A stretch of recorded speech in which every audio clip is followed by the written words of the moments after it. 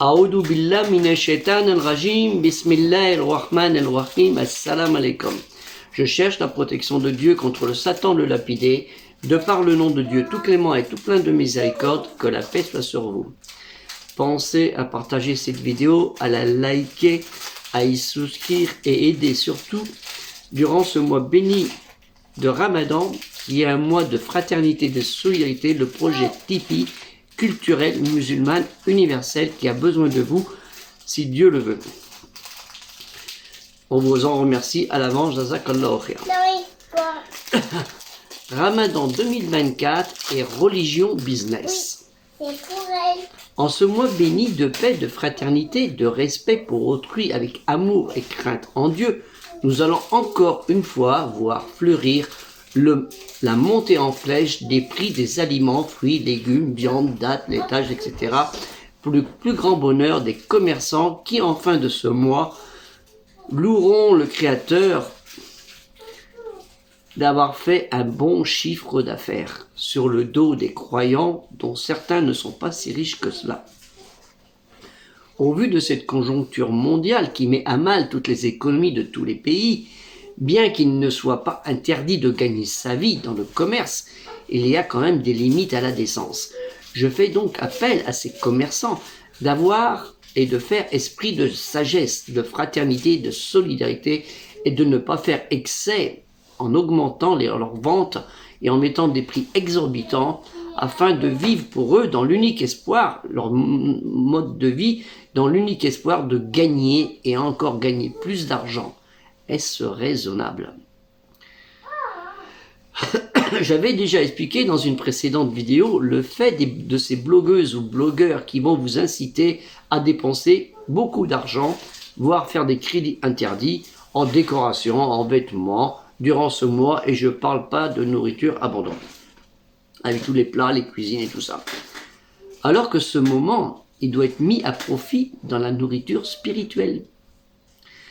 Commerçants en tout genre, pensez que votre vie est éphémère et que chacun de vous aurait des comptes à rendre sur vos actes, voire sur vos comportements entre vous lors de la vente, surtout des fois entre commerçants, lors de la vente de fruits et légumes, viande, etc. dans les marchés, dans les étals de marché. Afin des fois de faire des prix plus bas pour prendre la part de vente du collègue dans les étals de ces marchés ou du magasin d'à côté. De mettre des prix d'un même produit différent, à 7 h le matin, et là à 10 €, et puis à midi, c'est 7 €. Pas normal. Il y en a qui passent plus tôt, ils vont payer cher, ceux qui lèvent tôt, et ceux qui vont venir plus tard, tranquille, voilà, et paieront moins cher. Est-ce normal, ça, ce genre de pratique? Ça veut dire que la qualité du produit n'est pas le même. Est-ce qu'il n'y a pas une arnaque quelque part? Le musulman ne doit pas arnaquer les gens. Soyez juste dans vos ventes. Que la religion ne soit pas un moyen de s'enrichir sur les autres. Pensez que certains de ces clients croyants musulmans, voulant honorer leur créateur lors de la rupture du jeûne par un léger repas et non copieux, sont obligés à cause du prix élevé dans nos sociétés de consommation européennes et autres, même au Moyen-Orient, au Proche-Orient et en Afrique du Nord, pareil, parce que les gens, c'est pire, le mec là, agita cola. Je parle, cette vie est devenue chère à beaucoup de niveaux. Mais moi, je parle de la précarité de certains, des vrais nécessiteux, pas des profiteurs sociaux, d'utiliser l'aide humanitaire, des associations non musulmanes pour avoir de la nourriture, ces fruits et légumes, pain, lait, voire de la viande, c'est licite, que vous mettez hors de prix pour eux. Souvent, c'est à cause de ça, les gens vont voir des associations caritatives non musulmanes, naturellement, parce qu'il n'y en a pas beaucoup qui travaillent dans ce sujet, c'est plutôt dans d'autres problèmes idéologiques parfois. Est-ce vraiment cela raisonnable? Est-ce vraiment cela d'être croyant commerçant? Malheureusement, il n'y a pas que durant le jeûne du mois béni de Ramadan que ce genre de pratique existe. Elle aussi pour le très grand événement de l'Aïd el-Kébir, lors du sacrifice animal, ou même certaines associations dites musulmanes culturelles et cultuelles se mettent à vendre cet animal pour le rituel et faire un petit bénéfice, pratique peu louable en soi à mon avis. il y a d'autres moyens de récupérer de l'argent que sur un moment de religion, un rituel religieux. Et cela aussi, je ne vous parle pas pour les gens qui vont faire le Umrah ou le pèlerinage, où on leur fait payer des prix exorbitants et qui se trouvent à 5-6 personnes dans une pièce où la chasse d'eau ne fonctionne pas. Il y a des salariés, des rats et tout ça. Malheureusement, et ça existe. Les musulmans se doivent de donner le bon exemple avec le bon comportement dans la mesure que tout le monde puisse y retrouver son compte, raisonnablement avant de paraître devant le Créateur.